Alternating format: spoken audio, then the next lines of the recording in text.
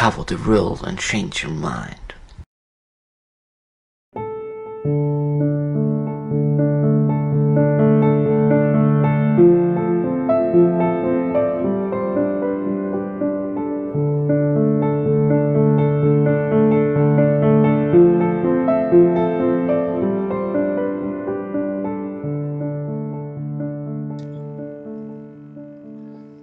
현재의 여러 상황 가운데 심한 고통이 따르고 힘겨운 것에 관해 따로 얘기할 필요가 있겠습니다.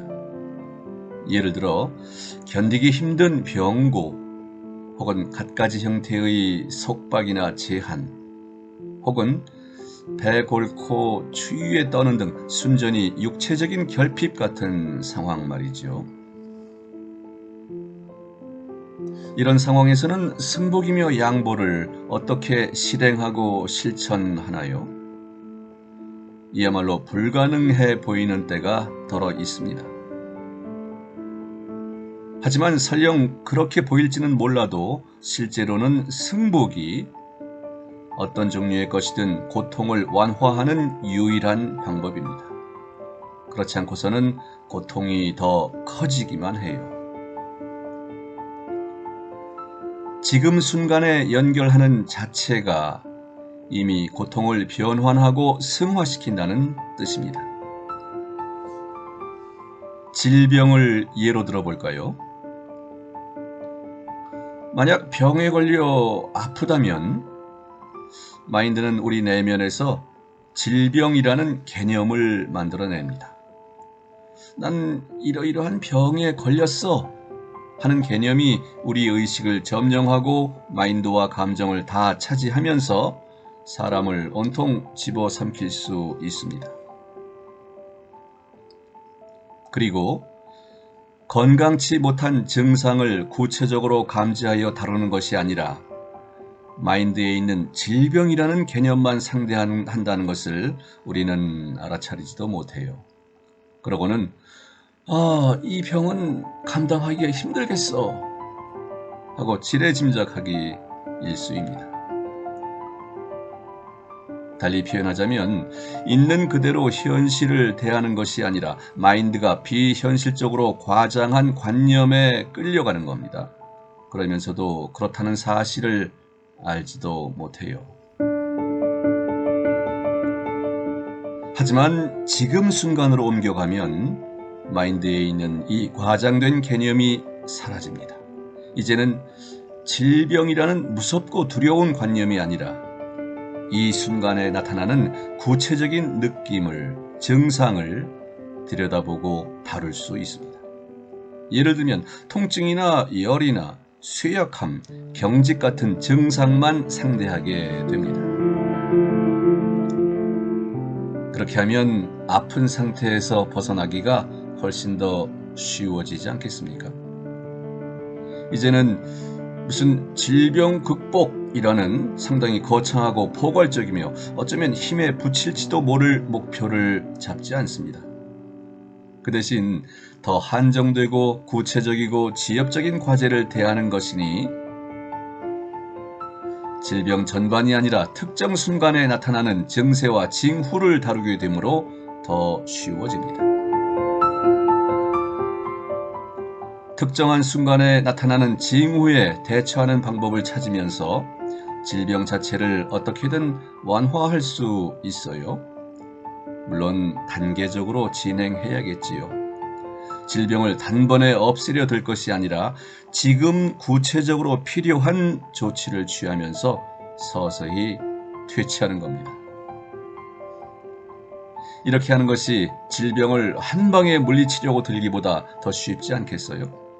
혹시 있을지 모를 부작용이나 병고 자체도 줄이면서 말이죠. 큰 목표를 이루려 할 때도 마찬가지입니다. 구체적인 결과로 훌쩍 건너뛰려 들기보다는 지금 해야 할 것에만 집중하면서 한 걸음씩 나아가는 것이 더 효과적이고 더 확실한 길입니다. 그리고 목표에 한 걸음씩 나아가려면 당연히 현재 순간에 있어야겠지요. 이런 식으로 하면서 현재 순간을 받아들이기 시작할 때 이미 이 수용 단계에서 두려움과 고통과 아픔이 녹아서 잔잔한 평온과 평화로 바뀔 수 있습니다. 지금 여기에 있는 것을 그대로 받아들일 때면 언제나 그런 효과가 생깁니다.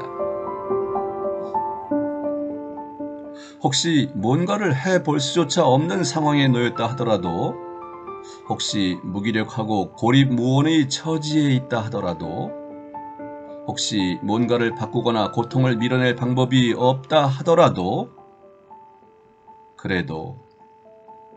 그럴수록 더 그 고통의 마음을 열고 그것을 받아들일 필요가 있습니다. 받아들인다는 것이 거기에 깊이 잠겨서 더 큰 고통을 겪는다는 뜻이 아니에요. 고통의 마음을 열고 그 다음에 그것이 우리 자신을 거쳐서 사라지게 하는 겁니다. 그렇게 해야만 아픔이나 괴로움이 줄어듭니다. 저항한다면 고통이 커지기만 할 겁니다.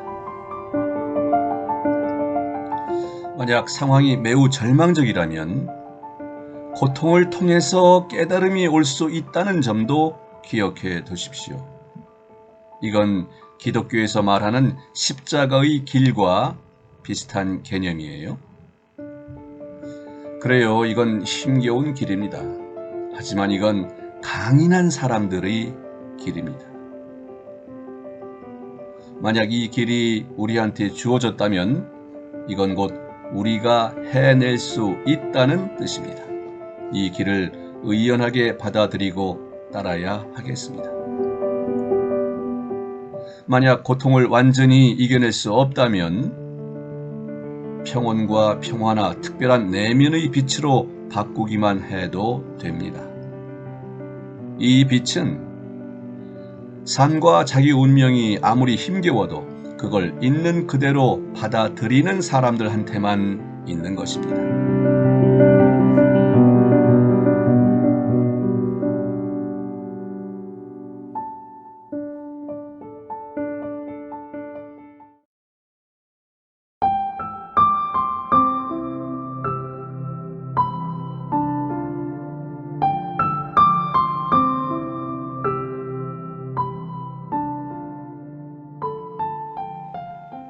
몸이든 마음이든 아픔을 겪을 때 내면에서 아픔이 느껴지는 쪽으로 주의를 기울이고 자신에게 이렇게 말합니다. 이건 그냥 있는 것일 뿐이야. 이걸 있는 그대로 받아들여야 해. 그 다음에 몇 번 숨을 깊이 들이쉬었다가 천천히 길게 내쉬면서 현재 순간으로 들어서서 이제 나는 고통의 마음의 문을 연다고 상상하십시오. 우리는 아픔과 더 이상 싸우지 않고 저항하지도 않습니다. 그 반대로 아픔이 우리 안으로 들어와서 우리를 점령하게 놔뒀다가 그리고 우리를 거쳐 지나가 버리게 합니다. 이 아픔을 내면의 목격자로서 바라봅니다. 그러면 이 아픔이 더 약해지거나 아니면 이전보다 훨씬 가볍게 느껴질 겁니다. 아픔을 매일 그런 식으로 받아들이다 보면 심신 상태가 좋아진다는 것을 확실히 감지하게 돼요. 물론 이런 일이 금방 일어날 수는 없기에 처음에는 확연하게 눈에 띄지 않을 수도 있어요. 하지만 거의 눈에 띄지 않게 느리면서도 점차 더 나아지는 단계들이 이어질 겁니다. 서둘지 마십시오. 이 과정을 재촉하지 말고 있는 그대로 받아들입니다. 삶의 흐름에 그냥 맡깁니다. 아무리 힘겨워도 숨거나 달아나거나 저항하고 싸우려 들지 않습니다. 지금 이 얘기는 외적인 행동이 아니라 내면 상태를 두고 하는 말임을 꼭 기억하십시오. 그러니까 행동은, 움직임은 필요하다고 여기는 대로 행동합니다. 하지만 내면에서는 모든 것을 있는 그대로 받아들입니다.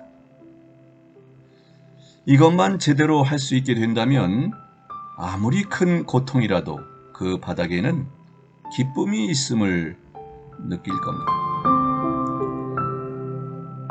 고통을 겪으면서 우리는 거기서 진짜 보물을 발견할 거예요. 이런 점을 거짓된 나는 잘 이해하지 못합니다. 에고의 성향이 큰 사람은 이것을 이해할 수 없습니다. 그러므로 그런 사람은 고통에 맞서 싸우고 그럼으로써 고통을 더 키우게 되지요. 승복하면 고통이 햇빛 아래 안개처럼 흩어진다는 것을 모르기 때문에 그렇습니다. 그러면 승복하고 물러서면 고통이 왜 사라지나요? 왜냐하면 존재한테 고통이란 안개요 환상에 불과한 것이니까 그렇습니다. 존재가 있는 곳에 아픔이나 괴로움 따위는 없습니다. 그리고 바로 우리가 존재입니다. 우리의 내면 깊숙한 곳에서는 우리한테 고통이 찾아들지 못합니다. 그리고 이 시면과의 연결 여부는 오로지 우리 자신에게 달려 있습니다.